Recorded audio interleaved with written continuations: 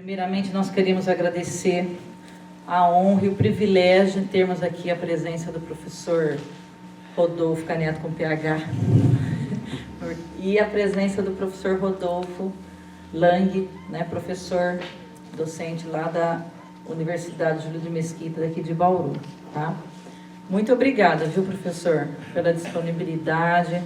Ele tem um vigor, né? Esperamos que nós possamos ter quando chegar também a essa idade, que é um privilégio, né, professor? O tema de hoje é orientação técnica e ensino de astronomia, inspirações, aspirações e experimentações. Eu vou apresentar primeiro o professor Dr. Rodolfo Caniato, com PH, como eu já falei, porque é chique, né?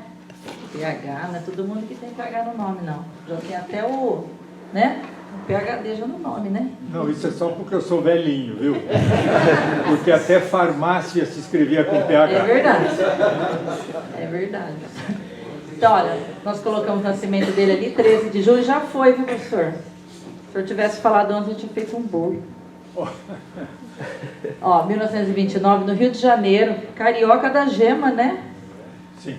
Carioca da gema.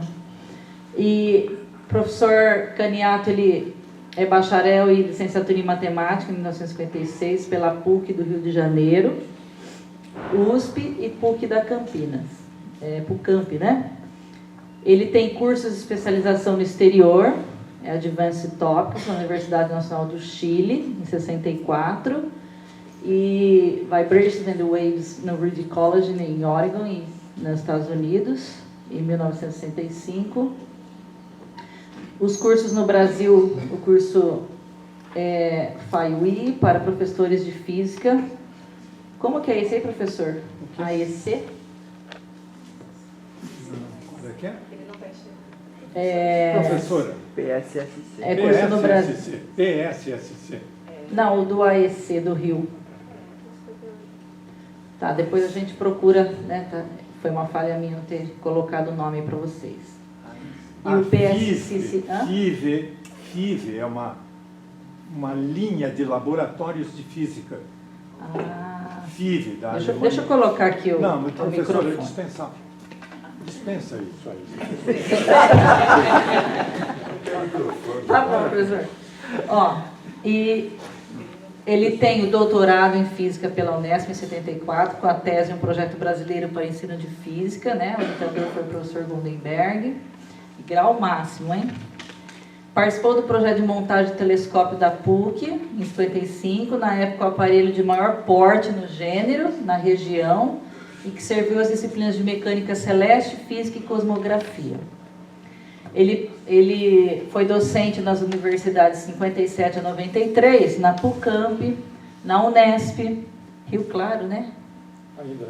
Ainda é, né? USP, Unicamp, na Universidade do Rio de Janeiro, Universidade Rural do Rio de Janeiro, e ministrou as disciplinas de cosmografia, laboratório de física, instrumentação para ensino de física, prática de ensino de física e prática de laboratório.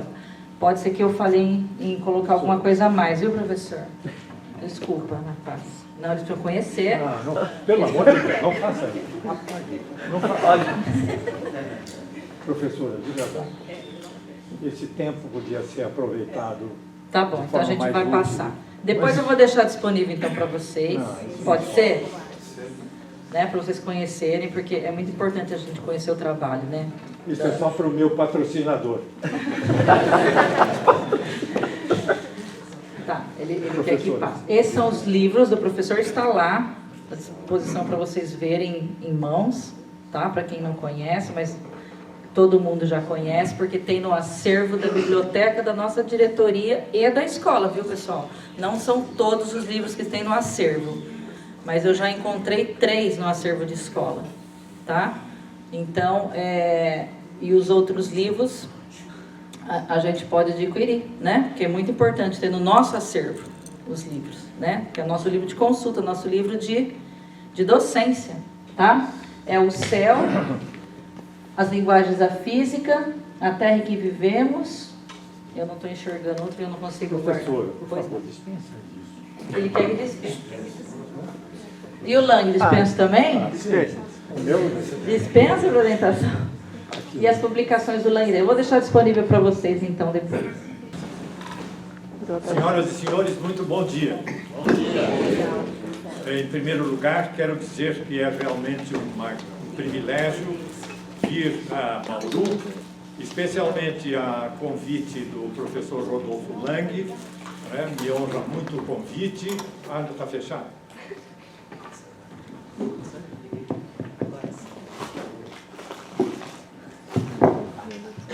Agora estão ouvindo bem? Vocês estão ouvindo? Já estavam ouvindo bem? Agora sobrou, então? Bom, de fato, então, é uma grande honra para mim, é o convite por vir de um velho conhecido e militante de alto nível no ensino das ciências e por essa receptividade das autoridades educacionais da cidade. Eu queria, na medida do possível,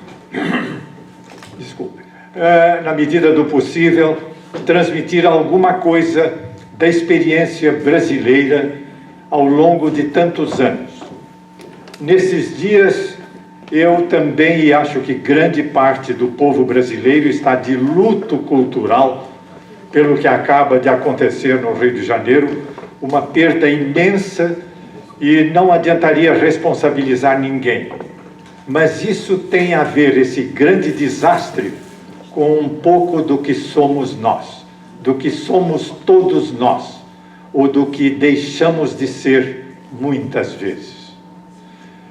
É um desastre quase anunciado pela irresponsabilidade que não é só de uma pessoa, mas é de todo um sistema que não está muito habituado a levar muito a sério todas as coisas no seu dia a dia.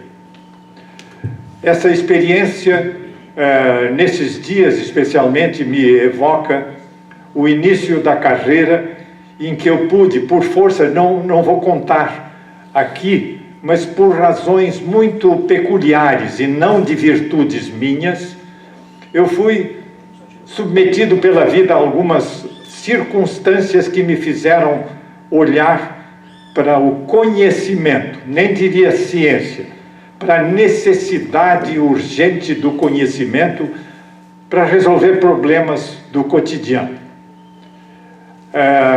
Uma das razões porque eu acabo de lançar 2 livrinhos com autobiografia é porque aí está um pouco da gênese dos problemas pessoais que me induziram a olhar, não diria enfrentar, porque parecia uma palavra um pouco heróica, que não foi, mas a necessidade de conhecer para superar dificuldades muito grandes.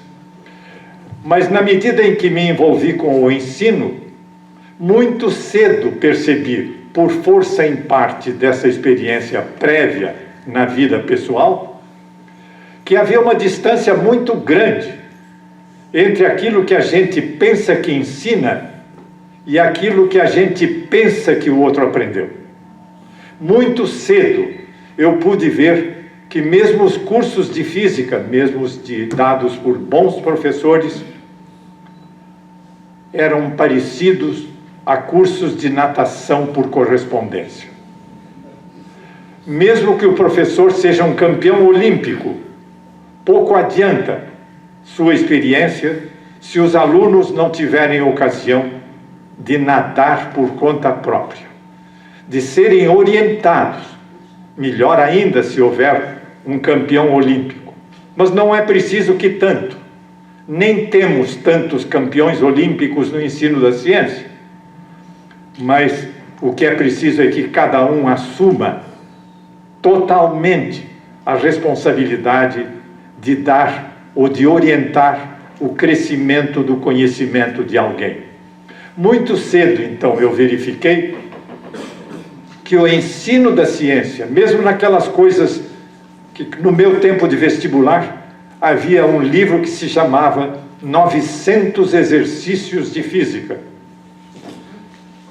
Só muitos anos depois eu percebi que não tinha entendido, que tinha feito todos os exercícios, mas que tinha entendido quase nada de tudo aquilo.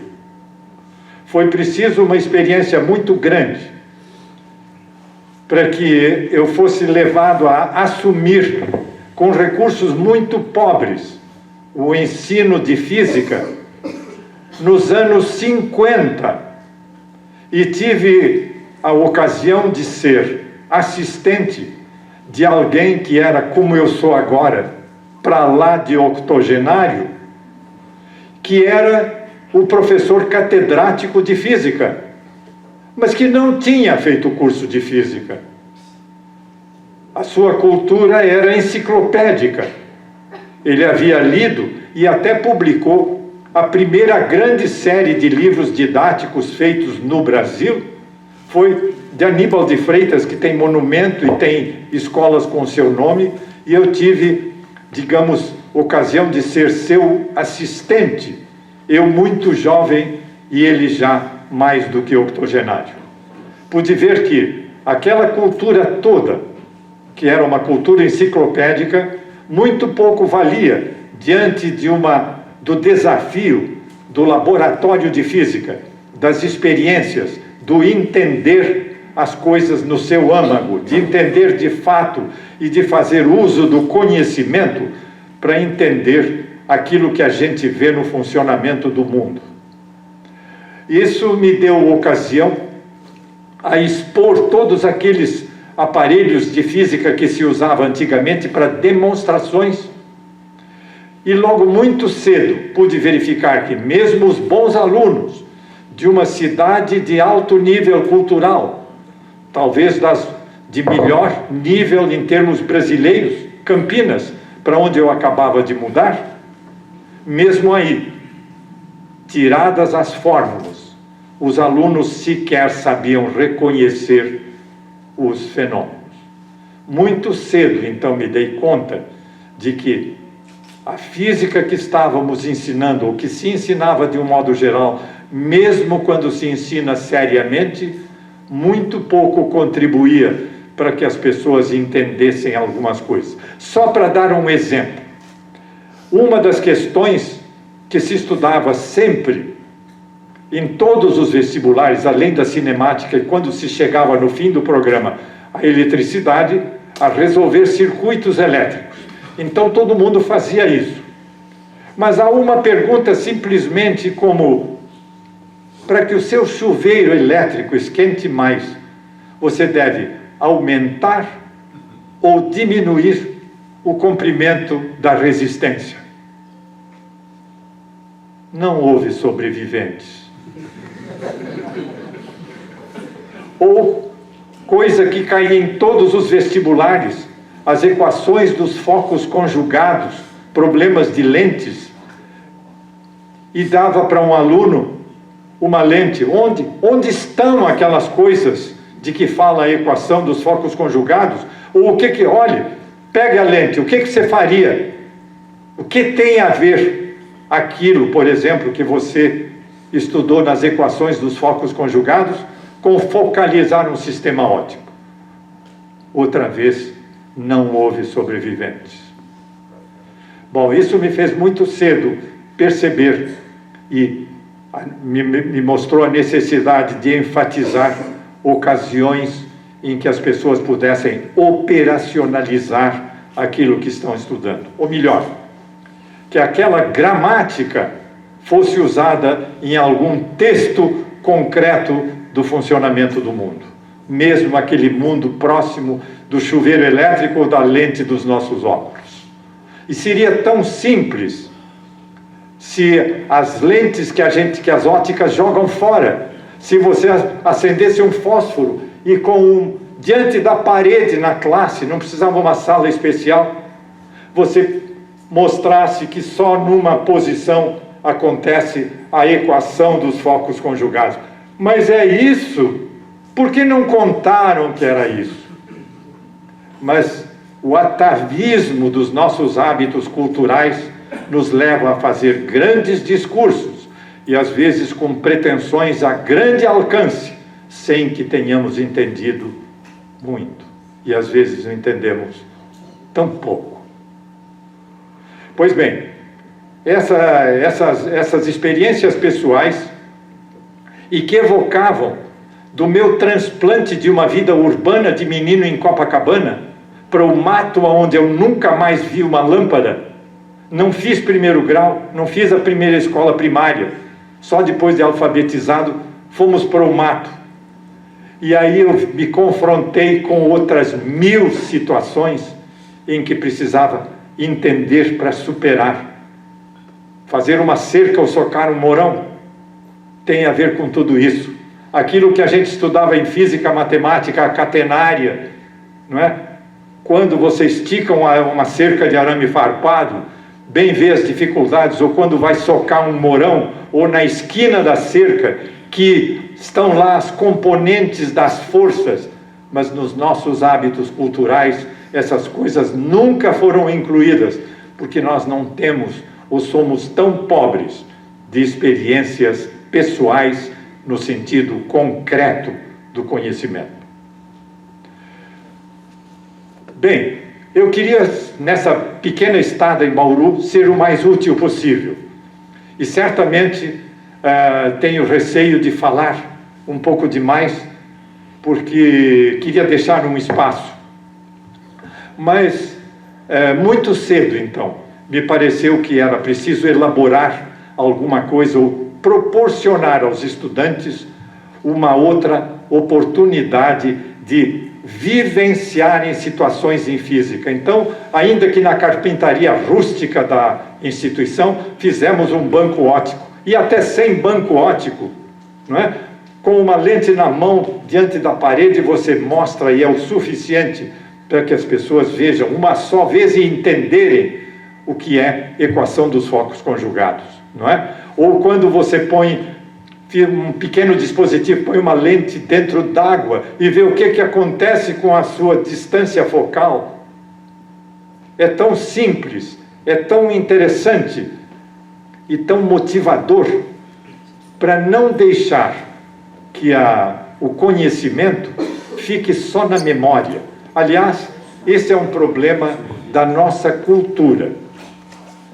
Um parênteses, talvez, eu queria deixar muito tempo depois para a discussão, mas há algumas coisas que eu queria pôr, pelo menos, para a discussão.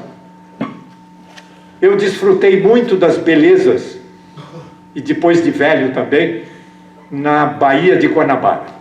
Baía de Guanabara é uma das coisas mais belas, e sempre fiquei me imaginando o que teria sido naquele 1500, de uma caravela entrar costeando o Pão de Açúcar e chegar olhada pelos que estavam na praia, que devem ter pensado num disco voador, num disco navegador, o que seria aquilo, e que de repente aquela coisa grande e estranha se aproxima e de lá começa a sair gente.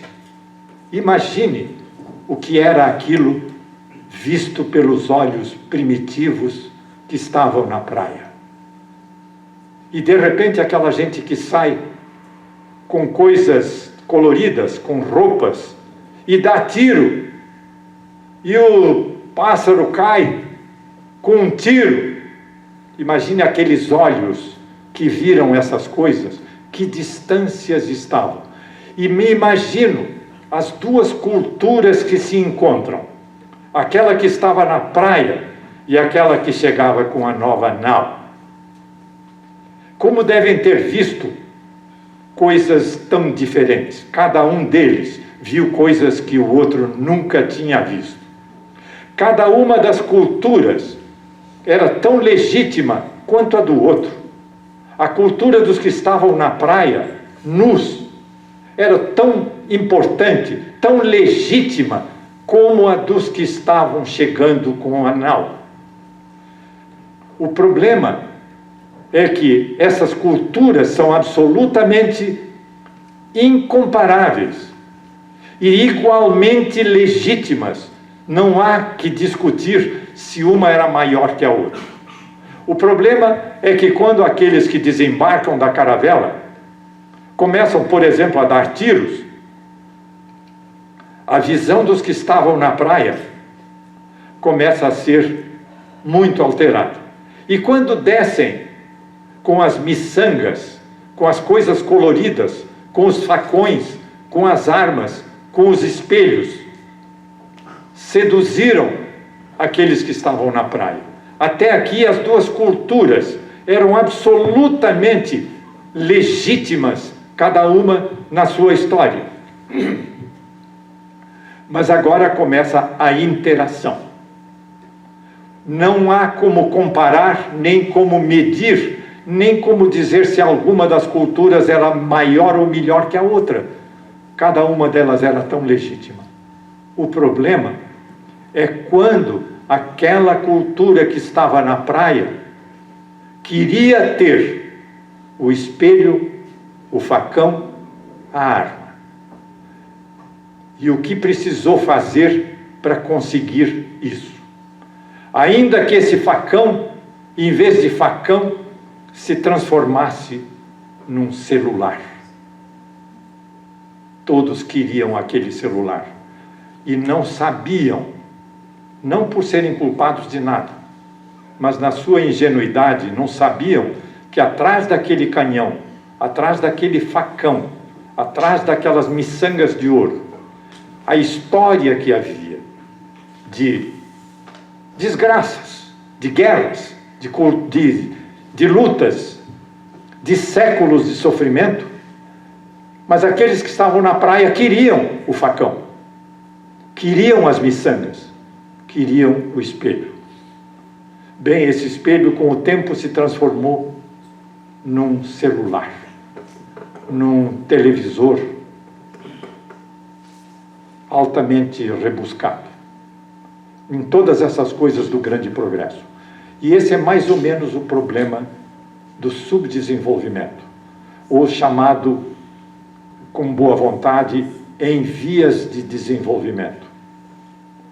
O problema é que atrás daquela cultura, e para manter aquela cultura, há uma grande história de sofrimento, de estudo, de séculos, de muita dor, de uma porção de agruras, que quem estava na praia não sabia disso, nem tinha obrigação de saber disso. O problema é quando começa a interação das culturas e aquele que estava na praia quer ter a miçanga ou o celular de última geração. Mais ou menos, mais ou menos a mesma coisa. É muito similar a postura. Nós queremos celulares e não podemos evitar que queremos celular, automóveis melhores, televisores melhores. Só que atrás disso, precisamos urgentemente ser mais competentes. Porque aquilo que estava na nossa praia vale pouco diante daquilo que tem séculos de trabalho, de estudo, e de ciência, e de história da ciência, e de história da astronomia atrás. Para refazer isso precisamos ou ser capazes de construir o celular, ou de fazer alguma outra coisa que seja tão valiosa que nos permita comprar o celular. Esse é o desafio da nossa cultura. Precisamos ser muito mais eficientes.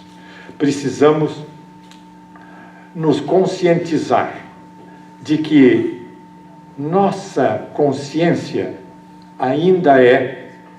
ainda precisa aprender uma porção de coisas que nós aprendemos assim como aprendemos aquela física que não servia para nada.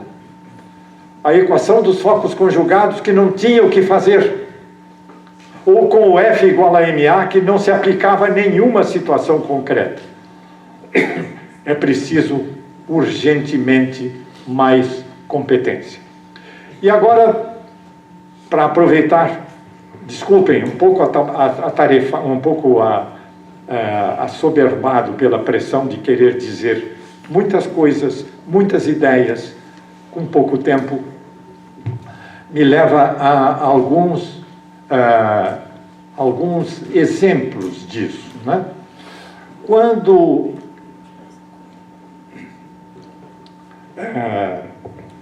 me esqueci do que estava falando. É o problema de ser velhinho, é isso.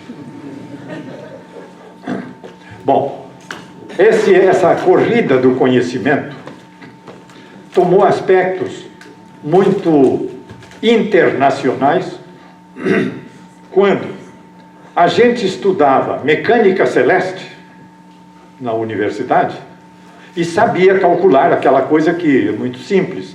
Qual é a velocidade com que você joga uma pedra? Ela se joga um pouco mais, um pouco mais, um pouco mais, até que jogando uma pedra com uma melancia com tal velocidade, ela continua caindo e não acerta mais a terra. Isso a gente sabia fazer na aula de mecânica celeste. O que a gente não imaginava, nem o meu professor de mecânica celeste imaginava, é que de repente ouviríamos os bips do primeiro satélite. Nem os americanos se tinham dado conta de que de repente aconteceria isso. Foi a grande surpresa e o choque causado pelo Sputnik em 1957, que foi um dos grandes motivadores. Já os americanos estavam percebendo que os russos estavam caminhando a passos largos numa porção de áreas da ciência e estavam começando a tomar algumas providências. O Sputnik foi, digamos, uma espoleta a acionar o alarme americano sobre o ensino da ciência, em particular da física. Eles o que fizeram? Reuniram na National Science Foundation uma coisa parecida com o Ministério da Educação e reuniram as principais figuras das principais universidades americanas, do MIT, de Princeton, de uma porção de universidades. E disso resultou um projeto, um grande projeto internacional, que eu estou sabendo através do professor que vocês tratam o que, pelo menos, de conhecer nas suas grandes linhas. Foi a materialização da proposta americana para rapidamente aumentar as vocações em física. Uma física que fosse direta de conceito, sem aquele programa todo, mas fosse direta dos primeiros conhecimentos até a entender-se, nos últimos capítulos, a estrutura do átomo de hidrogênio. Pois bem, esses ilustres professores das maiores universidades americanas produziram um projeto que ficou conhecido como PSSC. São as siglas de Physical Science Study Committee. Bom, nos anos seguintes, a ação de um brasileiro ilustre, professor da Faculdade de Medicina da USP, fez contatos e conseguiu que uma fundação americana, a Ford Foundation, Fundação Ford, patrocinasse a vinda ao Brasil, e esses americanos, autores do projeto, vieram em 62 oferecer em São Paulo, na USP, o primeiro grande curso dado pelos próprios autores do curso integral. Eram 6 semanas em regime de internato na USP, com os autores, com professores ligados ao núcleo do PSSC. Eu estava militando com as minhas, inventando coisas de carpintaria, coisas que eu pudesse fazer com recursos pobres. Quando tive a ocasião, sabendo que vinha essa novidade, fui ter com eles.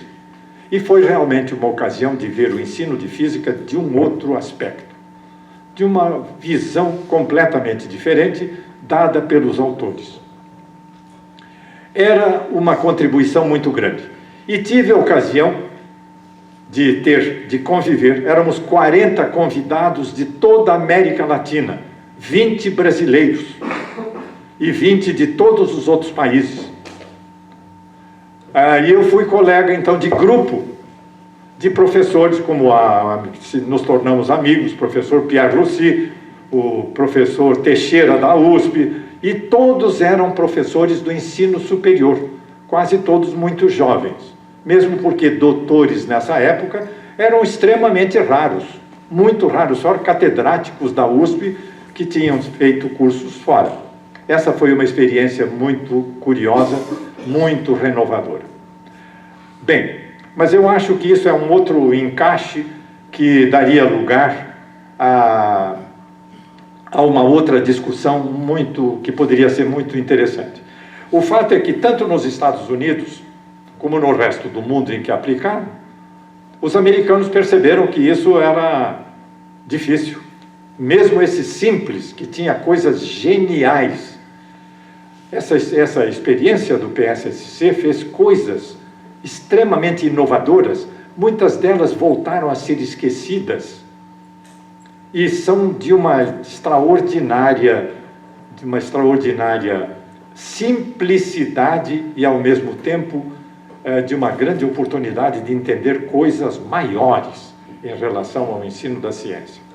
Ô, professor, a dica, preciso tomar água mesmo, desculpe. Não sei, era a sua?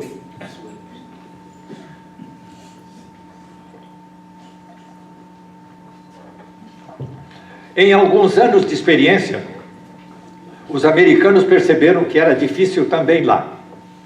Mesmo lá, era difícil aplicar o PSSC. Uma das razões era o preparo dos professores, lá também. Só que num outro nível. Surgiu, então, uma outra alternativa, que foi a do projeto Harvard. Eu havia conhecido, em 63, num congresso internacional, o professor Gerald Holton, que era o chefe da física de Harvard, e ele mostrou que estava desenhando um outro enfoque do ensino de física. Em resumo, alguns anos depois, esse novo projeto Harvard, da Universidade de Harvard, chegou ao Brasil. Eu agora estava no centro de treinamento de professores. Fui um dos professores do grupo internacional que deu o projeto Harvard pela única vez em São Paulo. Era um enfoque completamente diferente, aonde uma das unidades era a astronomia. Mas outra vez esse projeto teve grandes dificuldades porque exigia grande quantidade de leitura. Eram 6 unidades e cada unidade tinha 5 volumes. Inviável no Brasil, inviável mesmo a simples publicação.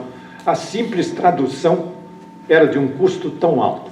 Bom, tendo participado nesse corpo docente do projeto Harvard, na sua única versão, única edição no Brasil, eu achei que era tempo de uma tentativa mais simples à moda brasileira. Se não exatamente à moda brasileira, alguma coisa que tivesse viabilidade nas condições brasileiras. E foi nesse momento que eu comecei a elaborar o material para experiência, para textos e discussões, baseado agora em 5 verbos fundamentais. Por que isso? Atrás disso, ou para justificar isso, seria preciso. Eu quero saber se não está sendo muito cansativo isso. Não. Vou em frente. Se quiser, passamos a um bate-bola diferente. Pois é.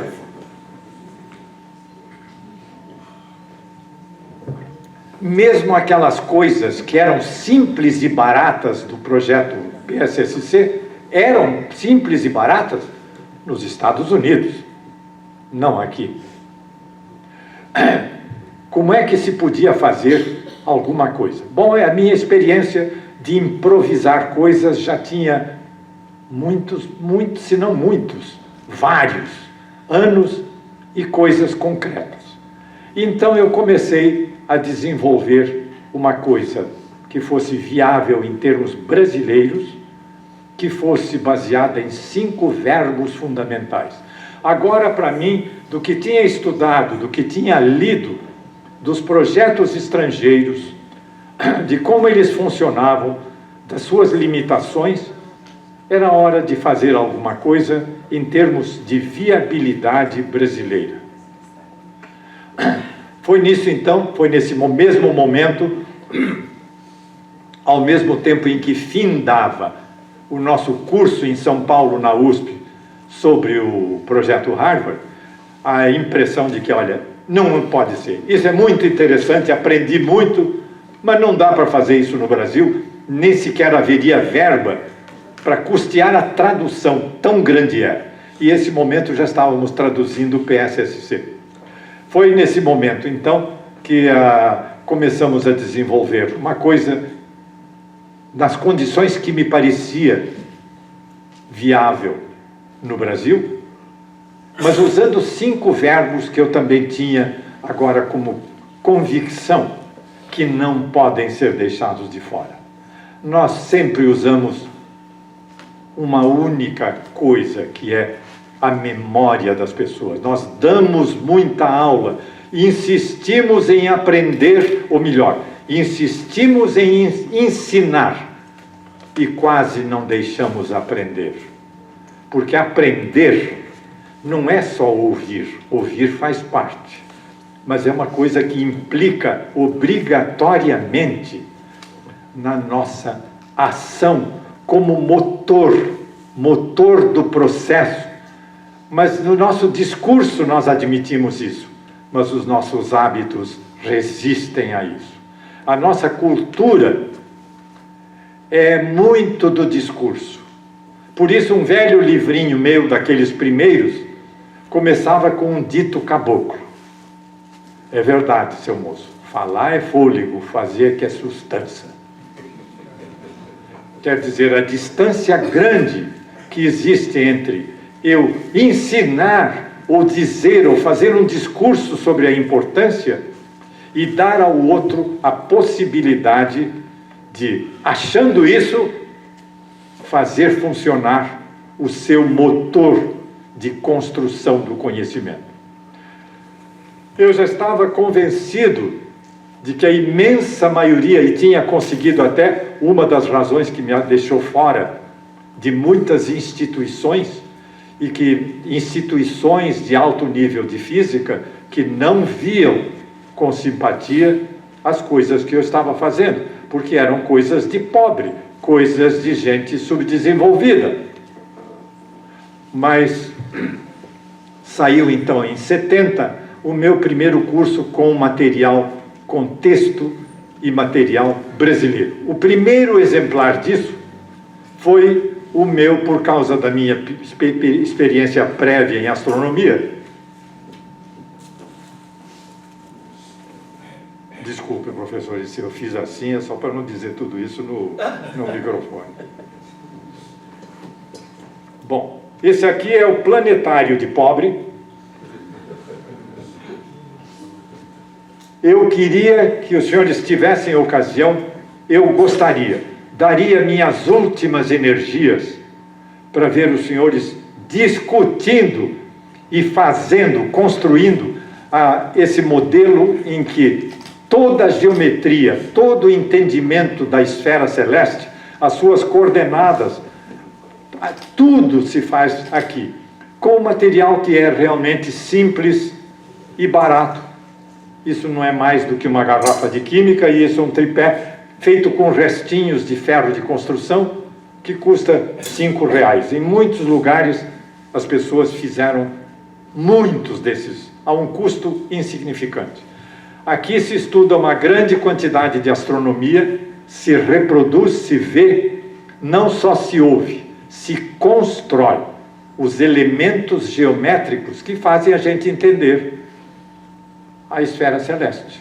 A esfera celeste que depois cada um vai estender segundo o seu interesse, segundo as suas necessidades. Mas todas essas coisas, na medida em que teve algum êxito a minha proposta, eu comecei a multiplicar o meu estoque de tiriricas.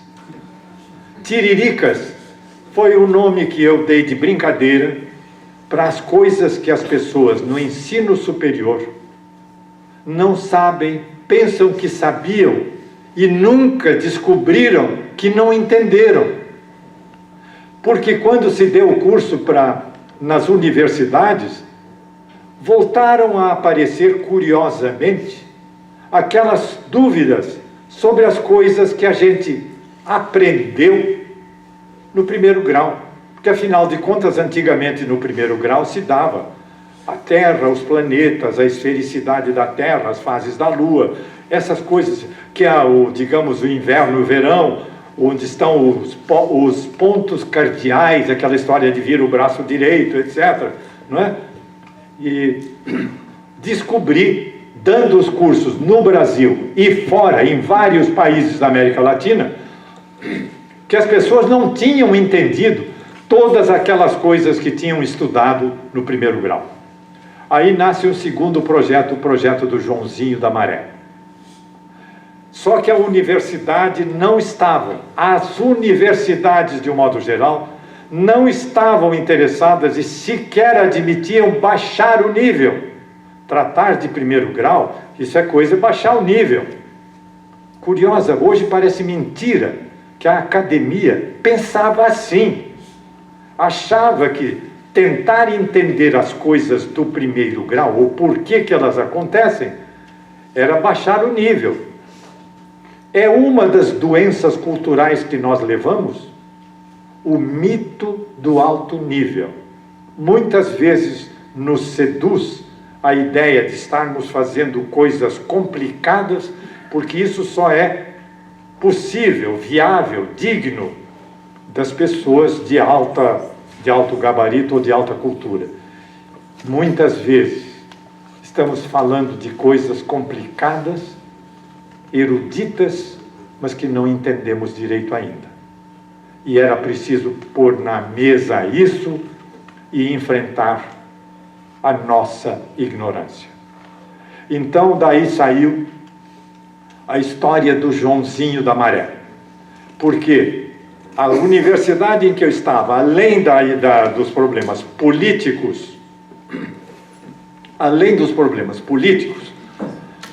as universidades não estavam assim interessadas em estudar primeiro grau, ou muito menos fazer uma alternativa para primeiro grau. Eu acabava de ser caçado politicamente na Unicamp. Mas um dos meus alunos, inconformado com manifestos e todas essas coisas, disse: professor, eu fui contratado para uma universidade no Rio, uma federal no Rio. O senhor não quer ir lá? Vem lá, o senhor vai ser o chefe do departamento. Digo: não vou, não. Se venha lá pelo menos para fazer uma visita. E eu fui. Eu estava desenvolvendo o projeto das tiriricas. Projeto do Joãozinho da Maré, que eu vi na mão de alguém. Não deixem de ler. Todos receberam aqui o Joãozinho da Maré? Sim. Não deixem de ler, de pensar no episódio que é de fato, claro, depois transformado em peça de teatro, mas é real. Aquilo foi montado com dados da pesquisa de um grande número de cursos dados em vários países, e especialmente no Brasil, e de modo particular na Baixada Fluminense, aonde está também a hoje famosa, por outras razões, Favela da Maré. Pois bem, o acúmulo dessas coisas que a gente devia saber, pensava que sabia e não sabia, levou a multiplicar mas por que estava contando isso? Voltando um pouco atrás, eu estou um pouco apressado, é isso. Estão muito cansados? Faz favor, não queria ser de maneira nenhuma incômodo. Eu queria que a experiência fosse de alguma maneira aproveitada. Nenhum outro interesse senão esse. Mas esse meu aluno, que foi ser professor e que me arrastou para conhecer a universidade onde ele lecionava. Digo, olha, eu não vou assinar porque eu não vou aceitar nada aqui, porque eu não posso assumir. Eu moro em Campinas, tenho 5 filhos lá, não vou mudar a família para cá de jeito nenhum. Disse, ô professor, mas é uma pena, o senhor não quer fazer. Eu digo, olha, eu tenho um projeto que tem a ver com 1º grau. A universidade não vai aceitar isso. Ele diz, olha, eu conheço uma professora aí, o senhor fala para ela. Ele me levou à presença dessa professora, a quem eu contei rapidamente essas coisas. Ela me disse, diga quanto o senhor pode comer, quando o senhor pode começar. E fui contratado imediatamente, curiosamente, eu pude arbitrar, mas que tempos diferentes, arbitrar o meu salário de tempo parcial, porque eu não podia ir toda semana, eu só ia a cada 15 dias, mas ficava vários dias. Essa professora, cujo nome está, e eu, cujo nome eu reverencio sempre, teve uma grande coragem e se debatia com um problema que está agora outra vez aí. É sempre o mesmo.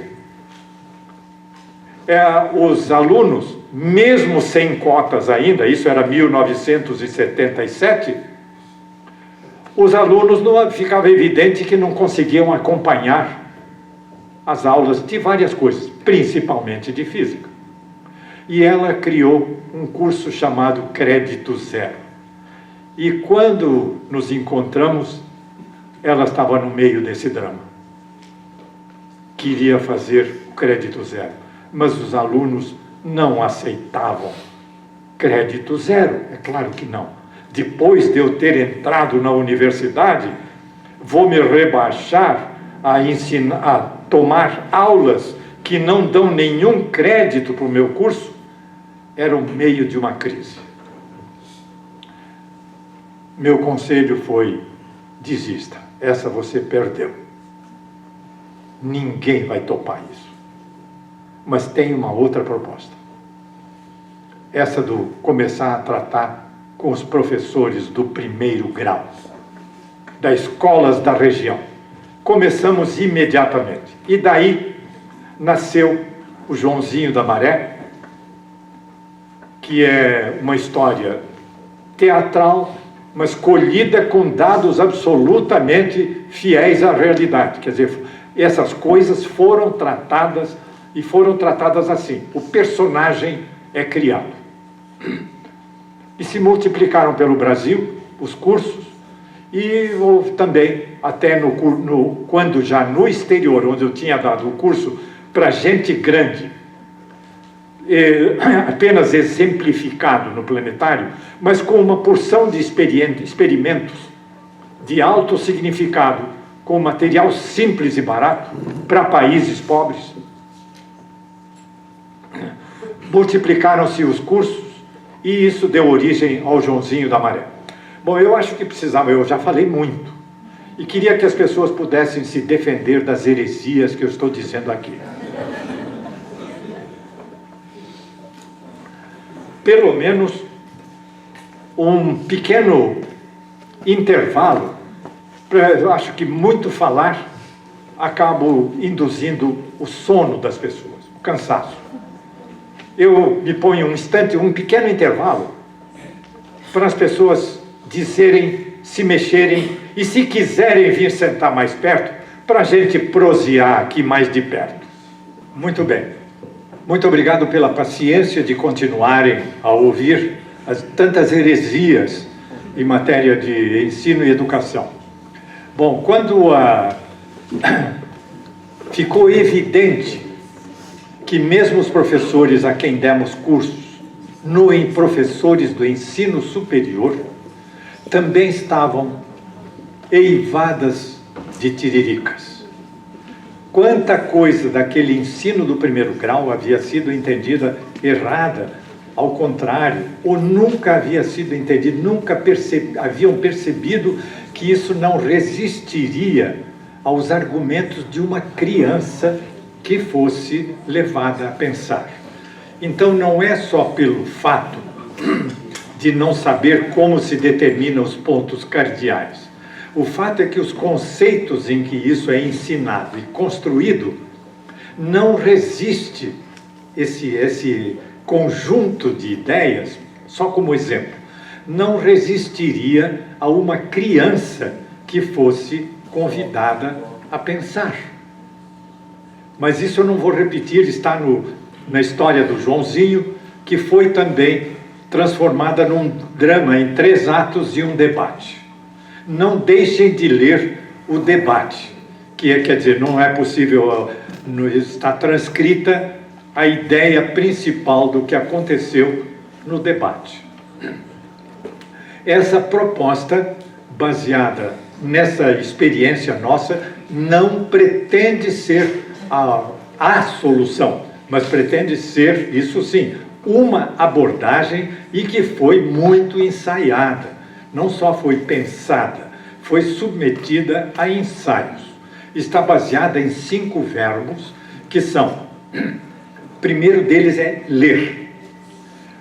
Entre parênteses agora, os cursos de pós-graduação mostraram que mesmo muitos professores, eu, claro, digo isso não de hoje, essa experiência não é de hoje.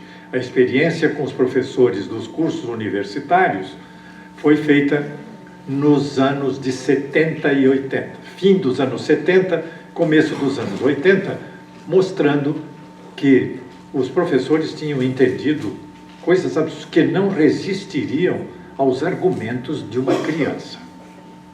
Simplesmente aquilo foi deglutido, memorizado e também nunca serviu para nada.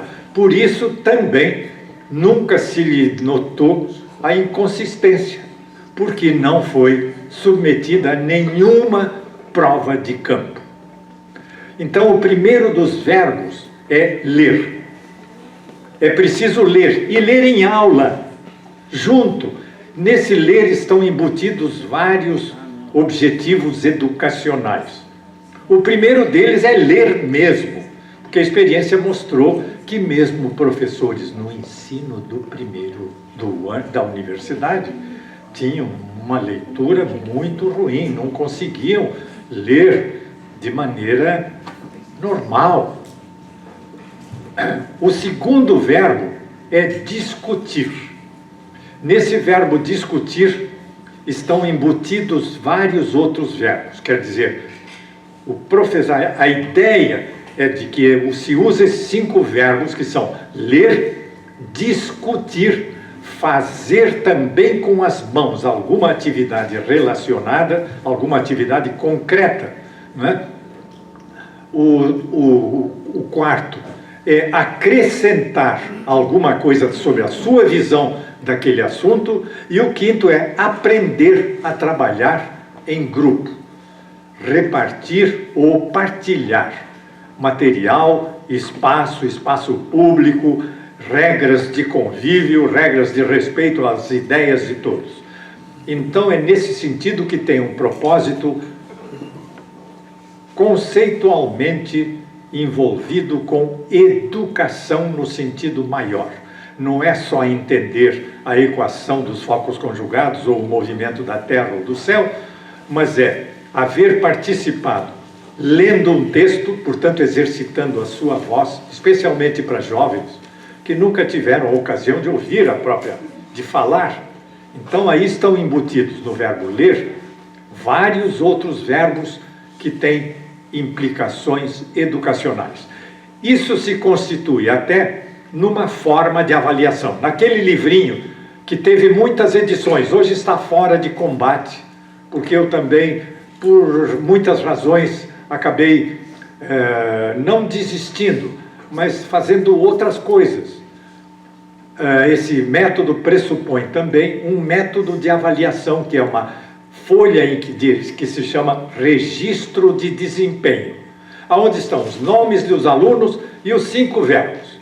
Então, o professor pode acrescentar ou sinalizar que o Joãozinho leu, que o Joãozinho discutiu, que o Joãozinho tomou parte no experimento e que deu a sua opinião e que participou do trabalho. Então, são 5 verbos que tem a ver não só com o entendimento do conteúdo, mas com o conteúdo educacional.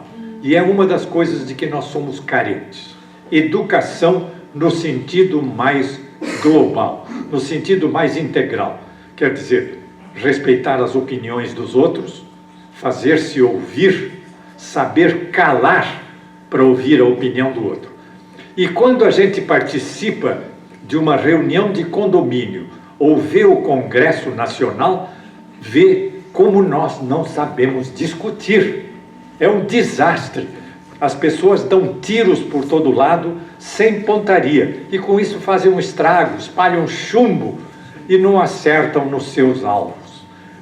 Então, uma das coisas importantes e disponíveis é uma forma de avaliação, que não pretende excluir qualquer outra, mas pode ser até a forma de avaliação, se o professor quiser.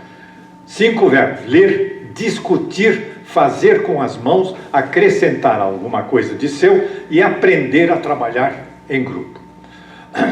Bom, com isso se multiplicaram os cursos, especialmente pela Baixada Fluminense, e se adquiriu uma experiência disso. Bom, eu acho que isso era o principal e eu queria não prosseguir para que as pessoas tenham a ocasião de discutir. Eu me ponho à disposição, então, para discutir o que as pessoas, o que quiserem. O que quiserem, eu digo o que eu posso. Vocês perguntam o que quiserem e eu respondo o que eu posso.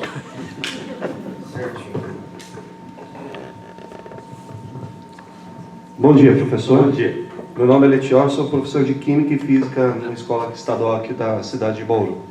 Prazer estar vendo a sua palestra. O senhor disse no começo da sua palestra sobre a resposta ao que estava acontecendo na Rússia quanto ao desenvolvimento tecnológico. Ao que esteve nos anos 50. Ao que esteve, isso. Perfeito. Recentemente, há uns 2, 3 anos atrás, eu vi uma palestra de um físico norte-americano, descendente de japonês, dizendo o seguinte: hoje as escolas americanas estão falidas, palavras dele, eu não lembro o nome do rapaz aqui em questão, que a escola não conseguia formar os CEOs das grandes empresas, das corporações. E um dado que era importante nessa questão era que, por conta disso, os norte-americanos, por ter bastante dinheiro, conseguem trazer as grandes mentes que estão sendo formadas em grandes campos aí, ao redor do mundo, né? Levam-se para os Estados Unidos e ali desenvolve sua pesquisa. Nesse parâmetro, assim, e segundo essa fala dele, e essa fala que o senhor teve e participou ali do projeto que trouxe aqui para o Brasil também, como que a gente pode pensar nisso, né? Porque lá não deu muito certo e parece que, ao meu ver, que eles partiram por uma questão um pouco mais, entre aspas, fácil, pegando as grandes mentes espalhadas aí pelo mundo para conseguir desenvolver sua tecnologia. Nesse parâmetro, né, nessa questão de investimento, tudo, como seria uma saída para nós aqui nessa questão de desenvolvimento, produção tecnológica, produção de conhecimento de fato? Bom, essa é uma pergunta extremamente complexa, que muita coisa eu não saberia responder sobre por que, as causas que estão determinando isso. As causas até que são mais ou menos visíveis, quer dizer, o grande prestígio que as universidades americanas dão e a receptividade que dão aos gênios próprios e principalmente aos que vêm de fora, e agora estão chovendo asiáticos, concorrendo com as melhores nas melhores universidades americanas. Isso é um fato que só corrobora a importância da ciência, né, especialmente na vanguarda do conhecimento, e que nos põe em situação ainda mais desvantajosa. Nesse momento eu estou vivendo de perto o drama de um ex-aluno meu que se doutorou, que é professor emérito na França, que aposentado na França estava prestando um serviço de altíssimo nível de pesquisa em Pernambuco, numa pesquisa de vanguarda em cristalização de vapores, de coisas, de elementos raros, aplicável na medicina e na odontologia, abandonou, esteve em minha casa esses dias e muito triste, diz que está abandonando e que vai se perder todo o equipamento que custa pelo menos $1 milhão e que já foi abandonado e que para o próximo ele já estava 2 anos sem receber e agora o projeto inteiro foi abandonado por falta de recursos e ele vem vindo embora desistindo de todo, já estava, ele é como professor emérito na França, tinha garantido o seu salário, estava fazendo isso em grande parte para desenvolver um grupo numa área de concentração dele, e tudo isso está se perdendo. Então esse momento no Brasil é muito diferente. Em vez de estar absorvendo de fora, estamos vendo grande parte dos projetos murcharem ou morrerem por falta de recursos e as pessoas indo embora. Então eu diria que isso é mais do que uma preocupação, isso é quase uma tragédia para o conhecimento nacional. Em termos do que está acontecendo internacionalmente, é claro que é uma valorização cada vez maior do conhecimento de vanguarda e os que podem mais, os que podem pagar, estão absorvendo e atraindo os gênios que despontam em qualquer parte do mundo. Então eu não teria muito que acrescentar, não sei uma solução para isso. Vejo com apreensão e tristeza que mesmo o pouco que se tem amealhado no Brasil também está em parte se perdendo. Não tenho boas notícias, nem sei exatamente dar a sua resposta. É um grande problema, maior para o Brasil.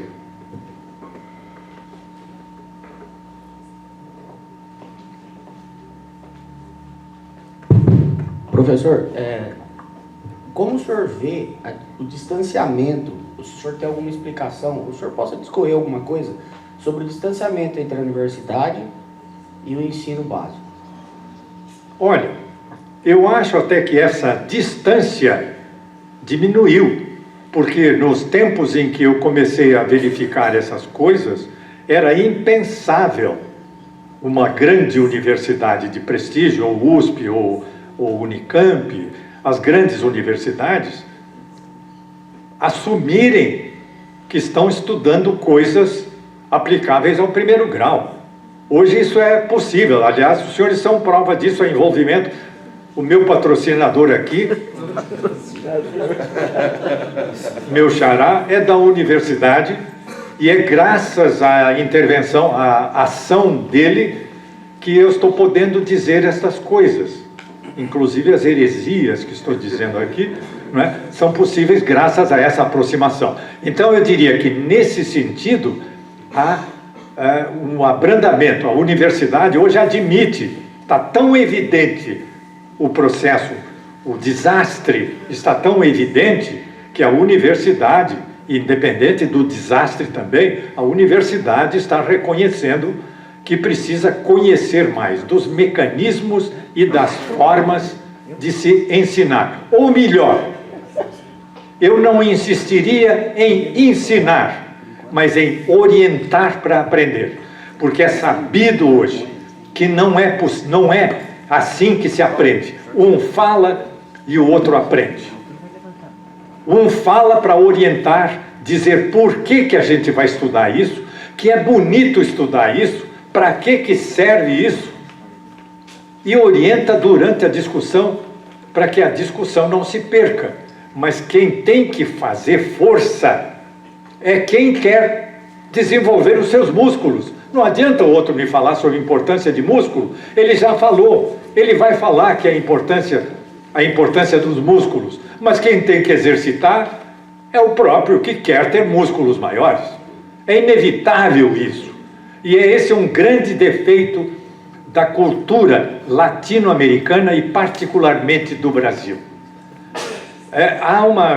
Não dá tempo aqui de falar sobre isso. Problema sobre latitudes, longitudes e a nossa cultura.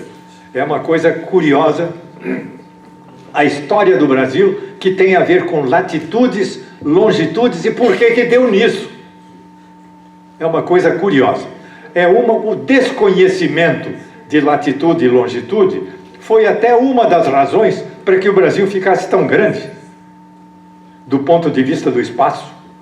Ninguém sabia onde era que ficava o meridiano de Tordesilhas. Vamos tocando em frente. As capitanias hereditárias eram delimitadas por paralelos de latitude. Só 2 séculos depois se aprendeu a determinar a latitude. Quer dizer, o Brasil foi dividido em capitanias. O tema aqui está entrando numa outra área. O Brasil foi dividido em capitanias, lembram-se? Primeiro mapa antes do Brasil. O meridiano de Tordesilhas e as capitanias dividindo em paralelos. Os paralelos ninguém sabia onde era. Capitão Mor, muitos nunca apareceram. E veja, de onde vem esse traço tipicamente brasileiro? A impunidade. Por quê? Porque quem ia fazer valer a justiça, a autoridade real na capitania era o capitão Mor. A coisa está ficando preta. Mas o capitão Mor, em muitos casos, nem veio.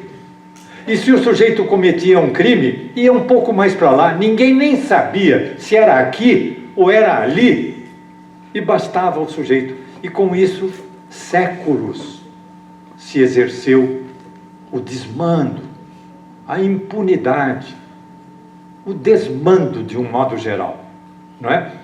E isso é uma componente da nossa cultura. Deixa para lá, isso não vai dar em nada. Tem muito a ver com a nossa cultura. E quando se pensa que o primeiro documento impresso veio agora, há pouco tempo, quando a família real veio para cá, nunca tinha sido impresso um documento no Brasil. Então, imagine, e quando se estuda a Guerra de Canudos, na alvorada do século XX, como acontece uma coisa dessa? Quer dizer, aquela multidão de gente que não sabia de nada, que andava atrás de um visionário, de um doido, diria, não é? Por mais idealista que fosse. É bem o retrato, digamos, de um dos aspectos, não o único. Eu acho que a cultura brasileira tem aspectos tão bonitos e belos como ninguém tem, que são típicos, que são brasileiros. Mas temos alguns defeitos que ou nós encaramos ou vamos amassar barro, continuar amassando barro e patinando. E um deles tem a ver com a forma frouxa com que assumimos, não estou dizendo vós, estou dizendo nós, assumimos as responsabilidades. Só cá entre nós. A aula das 7, que começa às 7h17 ou 7h15, e vai por aí, já é tão pouca. Depois vem o discurso, enfim, a forma. Uma das coisas primeiras que a reforma pessoal tem que assumir é, se a aula é às 7, seja mesmo que é ruim, mesmo que seja ruim, que seja séria, quer dizer que o sujeito que vem à aula aprenda que o que se está fazendo, o professor está fazendo, é o seu melhor. E é no tempo que lhe foi delimitado. Então, coisas pequenas são traços, alguns extremamente simpáticos, outros altamente danosos, a construção de alguma coisa séria. Construir alguma coisa de fato exige também, não é uma disciplina germânica de ser escravo disso, mas se as pessoas me dizem 7 horas e aparece às 7h40 e não diz nada, e é isso mesmo. Para mim, se o sujeito disse 7 horas, eu estou lá às 7 horas. E isso eu acho é uma coisa que precisa ser exercitada, porque as coisas, ficam mais ou menos, os limites das responsabilidades ficam dissolvidos, apagados, e isso está, eu acho, na origem de grandes problemas nacionais, que tem a ver com a nossa cultura. Esse é um espaço mais perigoso para uma discussão, mas que eu não recuso, acho que precisa enfrentar isso. Então, uma disciplina que não tem que ser germânica, mas se a aula é às 7, sei lá, eu me ponho isso. Se eu combinei às 7 estou lá, não estou às 7h05. E se a aula, enfim, eu acho que sem dizer nada, não é preciso que o educador diga, é preciso que ele viva, que ele faça isso. Isso eu acho fundamental. Mesmo que a aula não seja a que poderia ser, mas se ela for dada com honestidade de propósitos e com aquilo que está combinado, aprender o respeito, afinal de contas, a sociedade é o resultado desses limites individuais, do respeito aos limites individuais. Mas desculpe, já estou falando demais disso.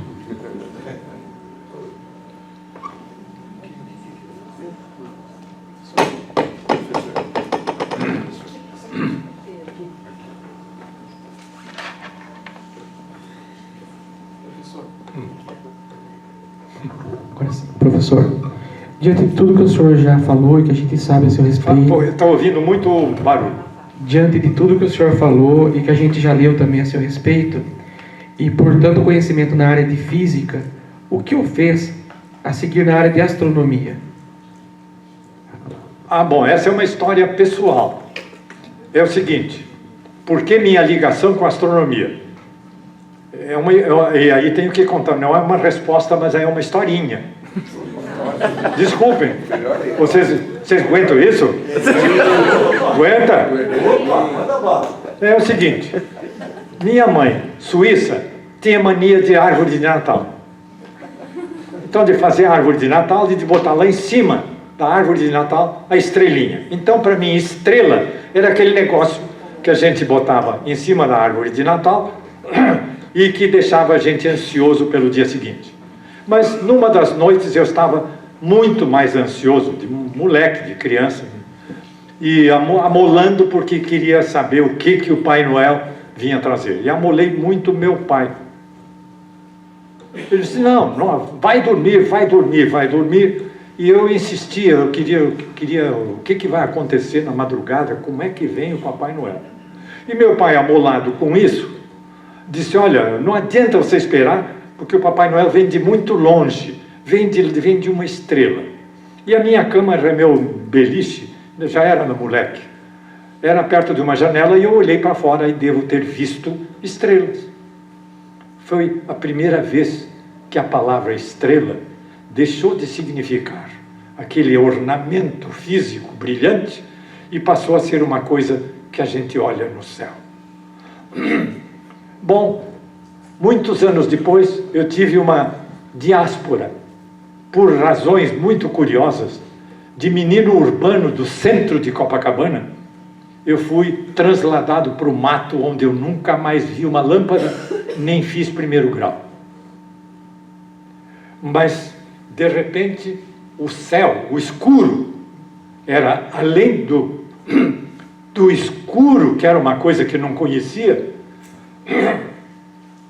o céu estrelado do sertão imaculado, sem luz nenhuma, muitos quilômetros, dezenas de quilômetros longe de alguma lâmpada. Eu fiquei muito impressionado pelo céu, uma impressão infantil, de assombro, sei lá, não sei descrever, mas foi uma impressão muito forte. Muitos anos depois, meus pais, achando que eu estava ficando um caboclo muito, sem nunca mais ir à escola, voltamos para a civilização. Fui parar num colégio interno, eu nunca tinha visto um padre de perto, de repente tive que conviver próximo e rezar 50 vezes por dia, rezar não só toda a missa em latim, como toda a ladainha em latim. Mas trazia aquela lembrança do céu estrelado e do luar do sertão. Para quando a gente vive na escuridão, não imagina, não pode imaginar o que é o luar do sertão. O efeito que tem isso, não é efeito só romântico, o efeito sobre a vida. As pessoas podem ver o caminho, podem ver a estrada, podem ir visitar o vizinho. Muda completamente isso. Então, o luar me deixou uma impressão muito forte. Quando eu fui para o colégio interno, via o colégio de Niterói, dos padres salesianos, atrás do morro surgia a lua, e eu ficava, aquilo me trazia as recordações e as emoções, literalmente, do luar do sertão. Que a gente cantava com violões dos meus tios, não é? Pois bem, isso eu queria... Como é precisa registrar isso? Será que se pode tirar fotografia disso? Pedi a meu pai que tinha alguma máquina fotográfica. Ele tinha uma velha máquina de Foley que ele nunca mais usou. Digo, traz para mim a máquina. Na primeira lua com a máquina, clique, claque, uma porção de vezes. Precisava esperar 2 semanas para o filme revelar, depois mais 1 semana para copiar. Era difícil. Mas que decepção. Não saiu nada. Aí fui falar com o padre. Por quê? Por que não saiu nada? E o padre me disse, olha, não saiu pelo seguinte, você vê a lâmpada, a máquina, o seu clique-claque, essa luz da noite e do luar é insuficiente. Os filmes eram muito lentos, né? Falo dos anos 40. Os filmes eram muito lentos, então não saiu nada. Ele disse, mas por que não saiu nada? Ele disse, porque precisava expor o filme, precisa ficar muito tempo aberto para que a luz da lua consiga imprimir o filme. Então, da próxima vez, eu botei a máquina fotográfica dentro de um bebedouro de bronze no colégio, aqueles velhos bebedouros de bronze. Quando apareceu a lua, então, eu já tinha imobilizado a máquina. Eles precisam bastante tempo para ir para a luz conseguir ferir. Então, com a máquina imobilizada, eu podia fazer clique-claque. Eu agora fiz clique. Fica esperando. Deve ter, não sei se não sei dizer quanto, mas devo ter esperado tempo demais. Outra vez, sabe, saiu uma coisa que lembrava mais uma salsicha.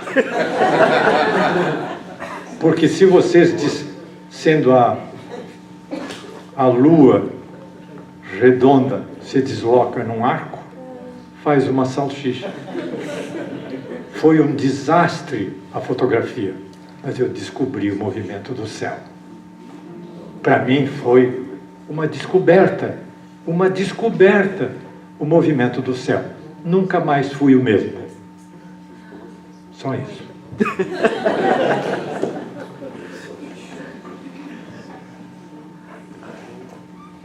Bom, meus queridos, especialmente os meus patrocinadores, estou à disposição, hein? Professor, gostaria de pedir, então, que esse foi o primeiro ato, né? Foi. O senhor poderia continuar com o segundo ato? O segundo ato do Descoberta da Astronomia? A continuação da sua biografia. Ah, aí vou cobrar mais, hein?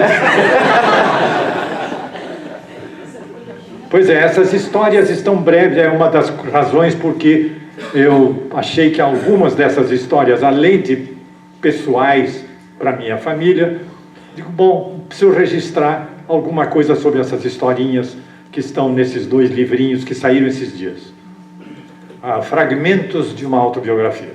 É o seguinte, essa história da astronomia me deixou curioso, quer dizer, descobri o movimento do céu de forma muito rústica. Não descobri grande coisa, mas percebi que o céu virava. Muitos anos depois, então, já na universidade, eu tive uma disciplina que se chamava Mecânica Celeste. E de repente anunciaram na cidade uma conferência do presidente da Sociedade Interplanetária Brasileira, CIB, era um engenheiro. E veja, eram anos 54. Era pouco depois da guerra. O observatório de Monte Palomar tinha ficado parcialmente montado por causa da Segunda Guerra, e o Brasil não tinha recebido mais notícias, imagens, etc. Eram muito raras. Mas veio esse presidente da CIB, Sociedade Interplanetária Brasileira, e trouxe uns slides, os primeiros depois da guerra. Projetor, era uma coisa nova, projetor de slides, com alguns diapositivos, e ele projetou algumas das fotografias que chegavam recentes, tiradas dos grandes observatórios americanos. E eu vi pela primeira vez fotografias das galáxias. Eu fiquei sacudido com isso.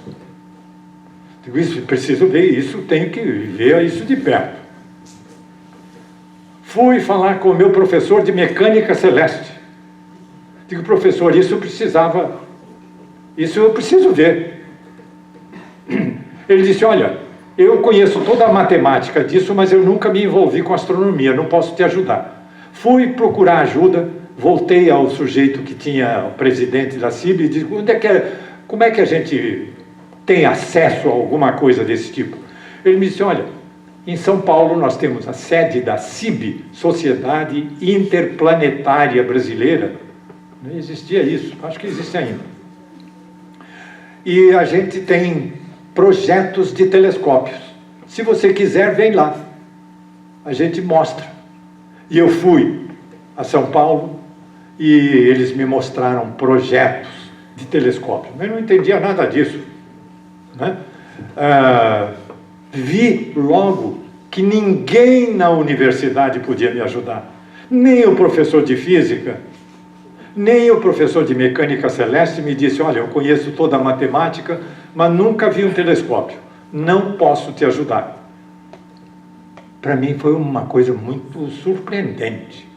Era um professor muito querido, um homem muito sério, um grande matemático, doutorado na Europa, raro doutorado no Brasil, quase não havia doutorados, né? Então resolvi construir o telescópio. Foi a CIB me levou a escolher. Digo, olha, acabei escolhendo e eu dava consultoria a uma companhia de petróleo, porque é onde eu tinha entrado como office boy e agora era consultor, então eu tinha liberdade de movimentos e mandei fazer peças em diferentes lugares. O tubo, inclusive, na Companhia Paulista de Força e Luz. Fui acumulando as peças até montar o telescópio. E com a montagem do telescópio, adquiri a universidade. Naqueles anos, imagine, nos anos 50, não é? Não havia isso na região.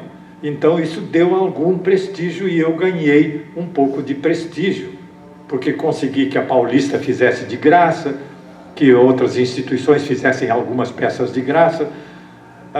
Minha turma de colegas resolveu ajudar e dar uma contribuição para comprar o espelho principal, e eu montei o telescópio. Mandei a prefeitura botar uma placa de bronze com a latitude e longitude do lugar. E aí lecionei vários anos e criei a disciplina cosmografia. Mas em 1969, logo depois do 68, do ato institucional, fui cassado. Era muita ebulição. E interessante isso, não é uma outra coisa, as pessoas hoje não têm ideia a distância do que foi aquilo, o Brasil discutir os seus problemas, e eles estão aí. Mas, enfim, é essa breve história do telescópio.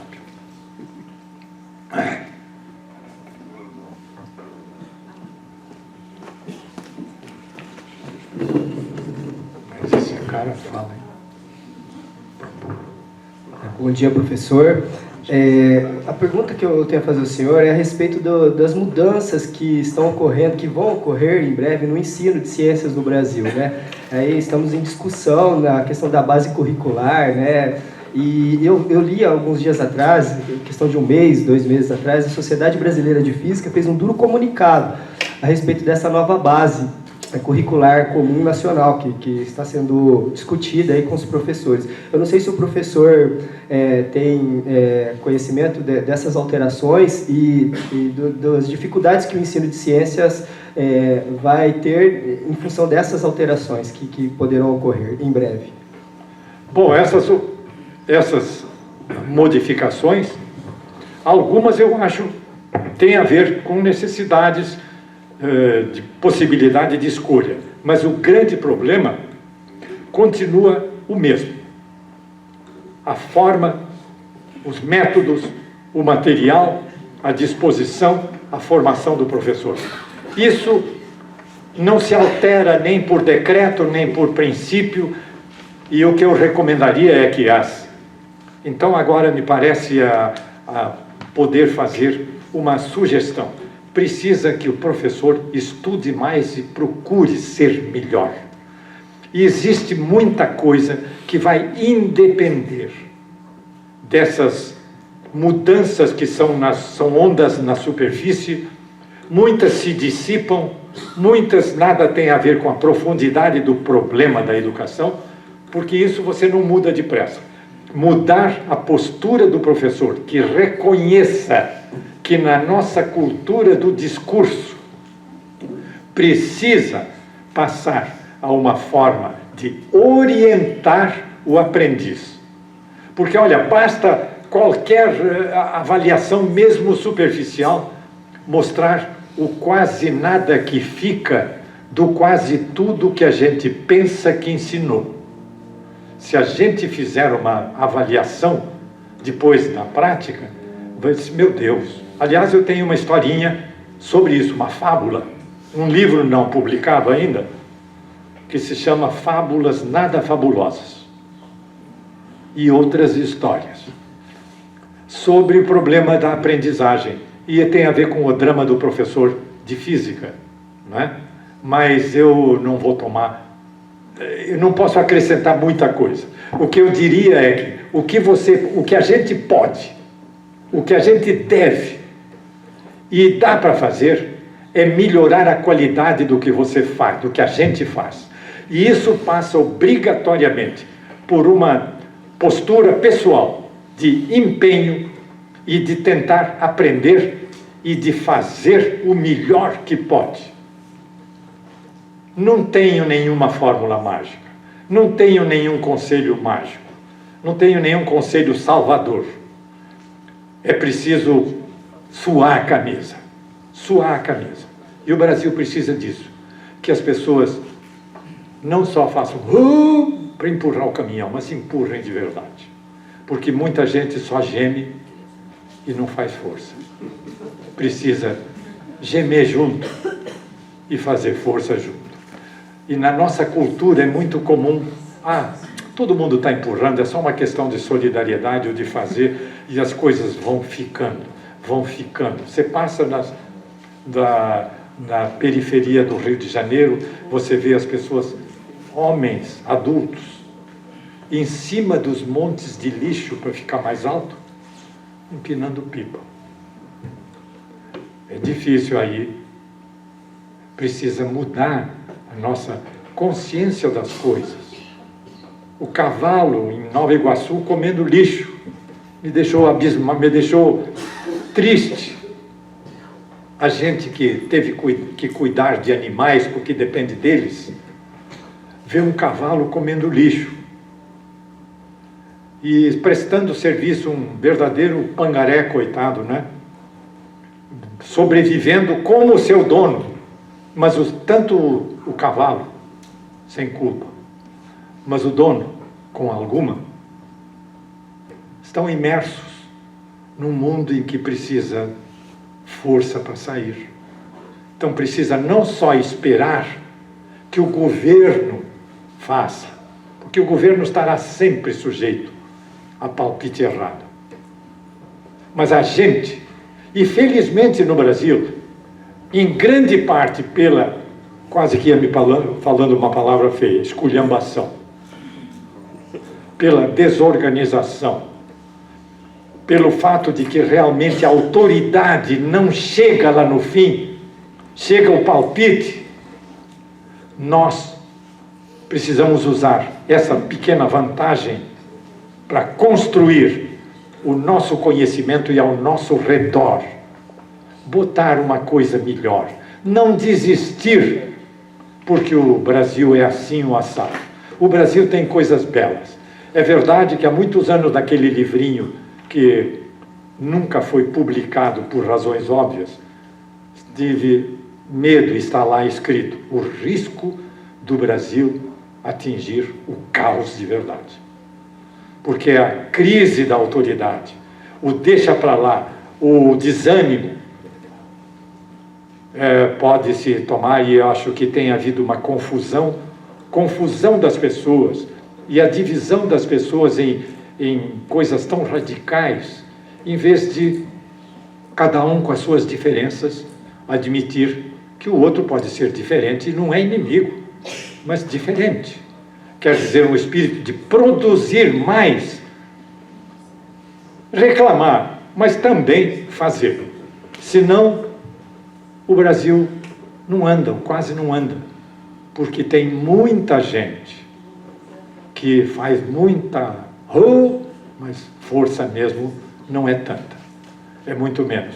E aqui está, eu acho que tenho o privilégio de falar com gente aqui que está na militância da educação, o fator mais importante, indispensável, com todos os erros que o nosso, não vosso, hein? Nosso desconhecimento em relação às coisas de ensino, de educação, de ciência, faça o seu melhor.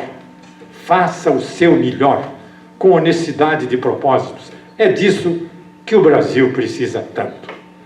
Muito obrigado pela paciência.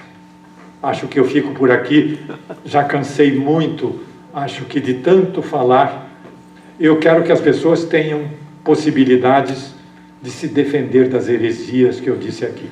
Depois do que, da minha parte, eu acho que já falei muito. Meu patrocinador, tem a palavra.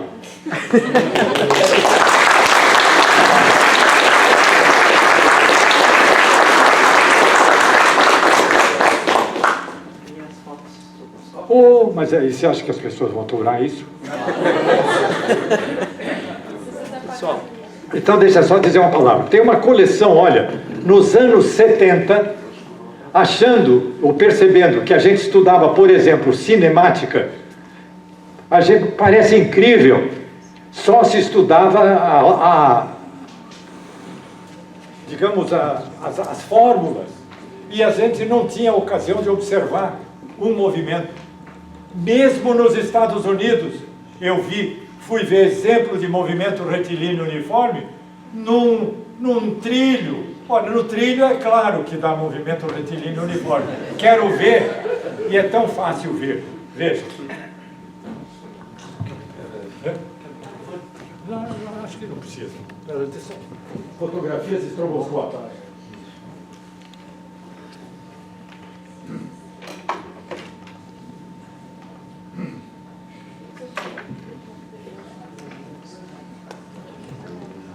É que então, sabendo da carência em relação ao estudo de movimentos, eu, ainda na Unicamp, fiz uma coleção de fotografias para que as pessoas vejam, por exemplo, essa fotografia foi discutida até em grandes centros.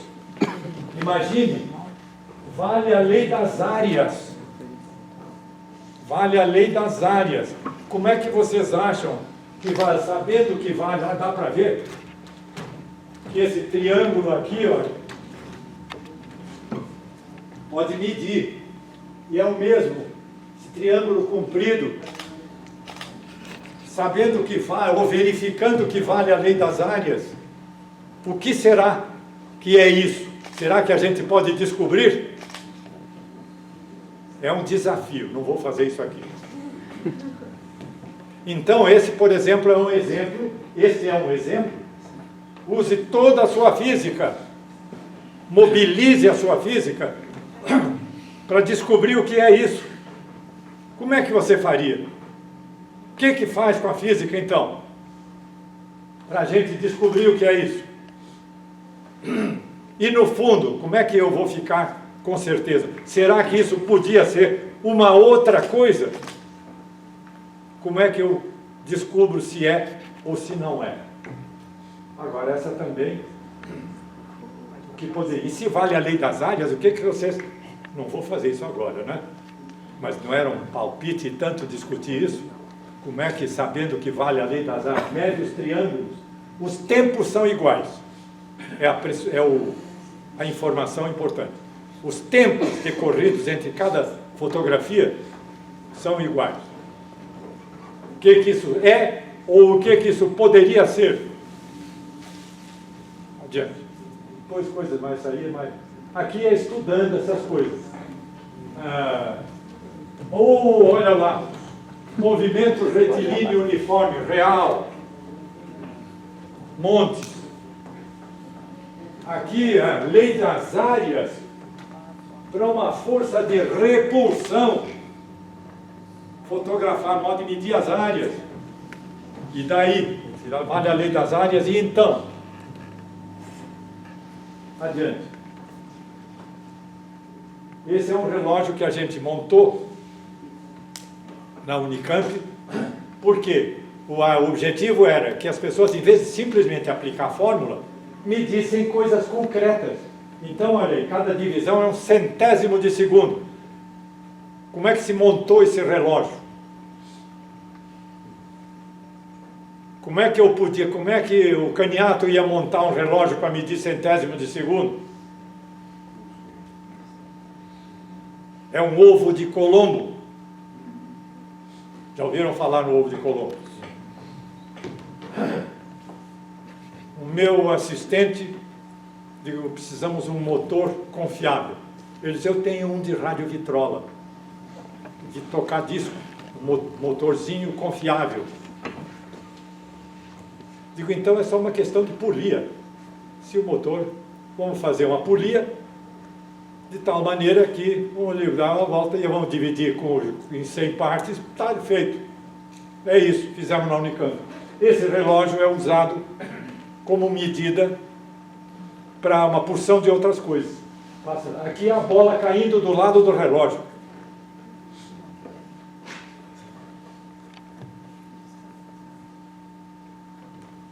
Aqui você tem o relógio e espaço. Então, em vez de simplesmente um problema inventado, meça de verdade um espaço, um tempo, faz o gráfico, se quiser, medindo coisas concretas, coisas reais. É essa a ideia.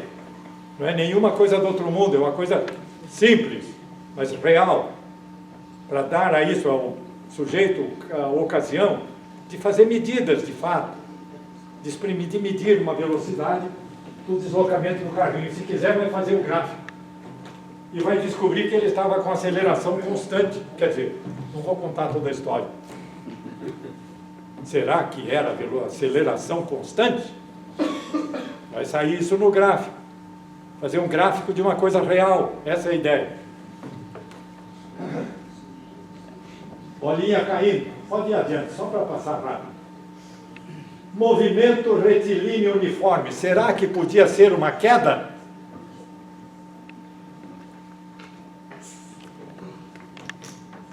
Podia ser um objeto caindo?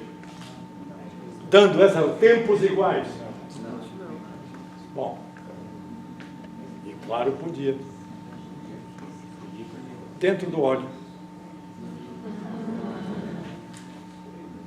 Movimento retilíneo uniforme. Não, não é. Poderia ser. Essa não é, mas tem outra que é. Bolinha caindo, vamos. São só alguns exemplos, olha aí, para você determinar. O plano inclinado pode medir o ângulo, tem que medir. Então a ideia é essa: medir o ângulo, ler no enfim. operar com essas coisas. Adiante. Aí está mais uma bolinha caindo. Pedrinha e pedrona, será que caem mesmo juntas?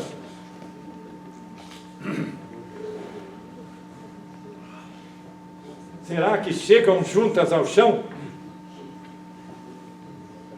Adiante.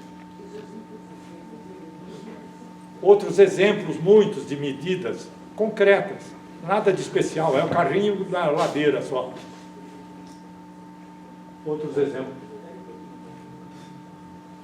Ah, essa é uma pegada danada, viu?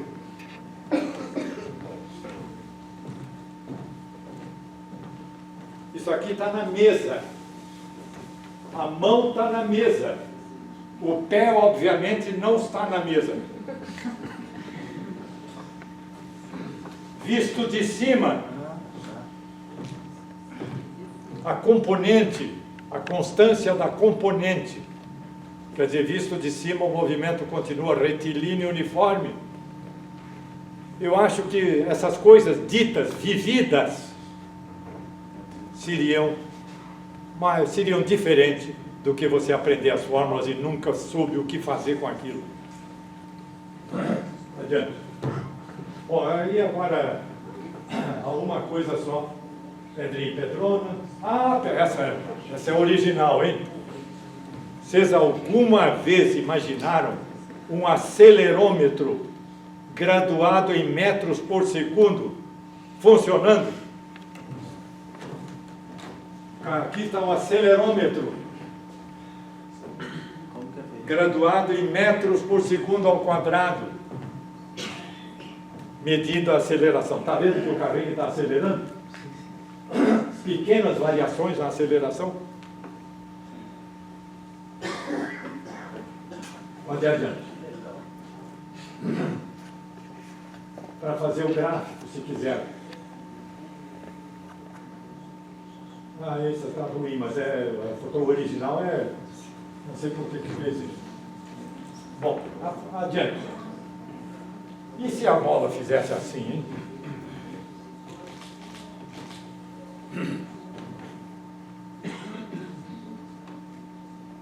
Não seria estranho que uma bola fizesse um movimento desse? Isso tem a ver com a forma como se usava descobrir o movimento de uma estrela, às vezes, por causa do seu movimento irregular desse tipo, você saber que tem alguma coisa do outro lado. Por quê? Porque você tem convicção de que o centro de massa deve ter um comportamento que não é esse.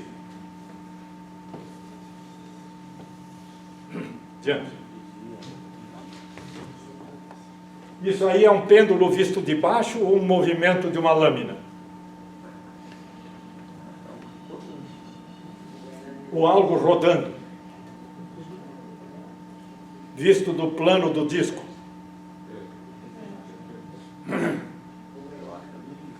Vai adiante, acho que chega, não sei. Ah, isso aqui é uma experiência muito importante para explorar isso. Eu tenho um experimento que se chama o sabonete do Galileu.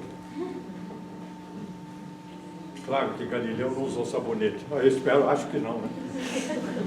Que o experimento foi feito, talvez até com sabão. Se você imagina a banheira do Galileu, solta de uma certa altura, independente da trajetória, ele vai buscar a mesma altura. Se você puser mais longe, esse é o raciocínio. Galileu significa que fez. Se você puser isso mais longe, a bola vai mais longe em busca da mesma altura. Cada vez vai mais longe. Mas se você imaginar que do outro lado a bola pode procurar indefinidamente, é a ideia do movimento retilíneo uniforme, movimento do qual se segue a colocação em movimento. Quer dizer, Um experimento que pode ser não só fundamental para qualquer que seja o percurso, a bola vai na mesma altura. Mas discussão disso. Movimento, centro de massa de um corpo irregular. Isso está rodando. Apesar de todos os movimentos complexos de cada uma das partes, centro de massa, o T lá está fazendo a parábola que se esperava. E onde está o centro de massa do martelo? Elipse. Olha, aqui a discussão fica mais séria. Será que nessa elipse pode valer a lei das áreas? Para onde? Para o centro ou para foco? Aqui é para o centro. Para o centro.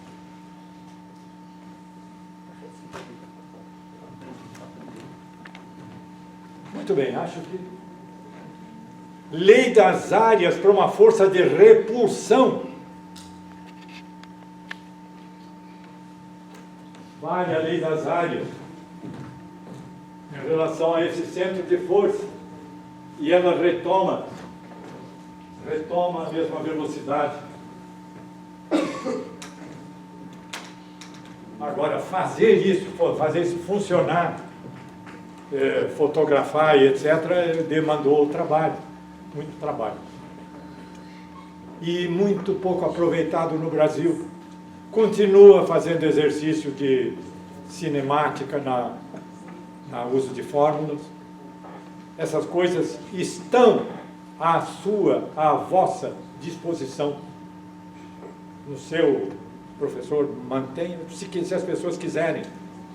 Não tem que fazer nada, que pagar nada. E se eu disser que vale a lei das áreas aí? Professor, isso é demais, hein? E vale a lei das áreas? Nem é para o foco. Olha aqui, ó, uma órbita quase retangular desse objeto. Então é isso, é para ver uma coisa um pouco mais ampla, um pouco mais geral. Acho que coisa, bom, isso aí já é brincadeira. Mas é real. É brincar disso aí. Pronto. Isso, chega. Chega de imagem. Pronto. É isso aí. Professor, eu acho que...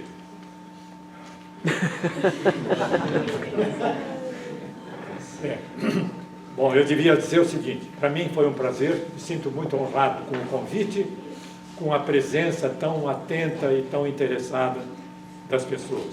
Vou marcar na minha biografia, que já estava dizendo hoje, que pela minha idade, nem banana eu compro verde. Entenderam?